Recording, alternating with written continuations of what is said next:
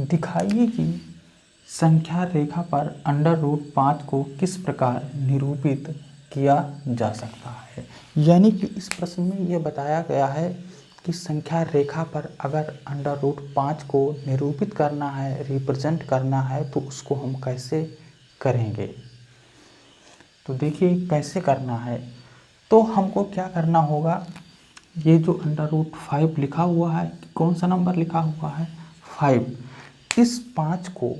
इस 5 को हमको दो ऐसे प्राकृतिक संख्याओं के वर्गों के योगफल के रूप में हमें लिखना है। तो इस प्रकार से हम देखते हैं कि 5 को हम लिखेंगे 1 का स्क्वायर प्लस 2 का स्क्वायर, तो 2 दूना 4 और 1 1 जा 1, यानी 4 और 1 5। यानी इस प्रकार से हम 5 को दो भागों में तोड़ करके लिखेंगे 1 का स्क्वायर प्लस 2 का स्क्वायर। तो अब हम फर्स्ट कंडीशन पे ये मान लेंगे कि जो हमारा OA है वो 2 इकाई है। OA को हमने मान लिया 2 यूनिट तथा AB को हमने मान लिया कि ये 1 यूनिट है। अब हमको क्या करना है, संख्या रेखा हम एक ऐसे लाइन ड्रा करेंगे 0 1 2 3 -1 -2 -3। तो इस संख्या रेखा पर हम OA बराबर 2 यूनिट इकाई लेकर हम एक लाइन खींचेंगे। उसके बाद में AB इज इक्वल टू 1 इकाई, यहाँ पे 1 इकाई लेकर के एक हम रेखा खींचेंगे। इस प्रकार से हम वो रेखा खींचेंगे, जो हमारा रेखा AB है वो लंब रहे किस रेखा पर, OA पर। उसके बाद में हमें क्या करना है, इस जो रेखा हमारा OB है इसको हमें मिला देना है। तो इस प्रकार से हम देखते हैं कि ये हमारा एक राइट एंगल ट्रायंगल बन गया। अगर राइट एंगल ट्रायंगल बन गया तो हम वहाँ पे पाइथागोरस प्रमेय का इस्तेमाल कर सकते हैं। तो पाइथागोरस प्रमेय देखिए क्या कहता है, इसके बारे में समझिए।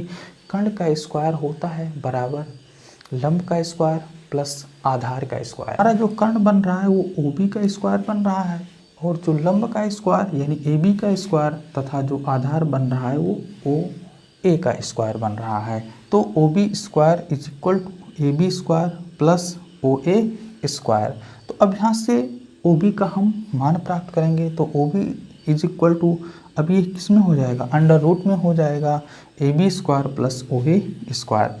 AB को हमने क्या माना है, AB को हमने माना है 1 यूनिट यानी 1 इकाई, तो 1 का स्क्वायर हो जाएगा। OA को हमने क्या माना है 2 इकाई, तो यहाँ पे 2 का स्क्वायर हो जाएगा। तो इस प्रकार से अगर 1 का स्क्वायर करेंगे तो 1 आएगा, अगर हम 2 का स्क्वायर करेंगे तो 2 दूना 4 हो जाएगा। तो इस प्रकार से 4 और 1 कुल मिला करके हमारा 5 हो गया, यानी √5। तो इस प्रकार से हम देखते हैं कि जो ये हमारा समकोण त्रिभुज बन रहा है, जो OB का मान आया वो √5 आया। उसके बाद में हमको क्या करना है, उसके बाद में हमको O को केंद्र मानना है, O को केंद्र मानना है, और OB दूरी लेकर के, OB जो दूरी है इसको लेकर के यानी प्रकार की सहायता से हम एक चाप लगाएंगे, जो चाप B से होकर के जाएगा और इस लाइन को वो बिंदु P पर कट करेगा।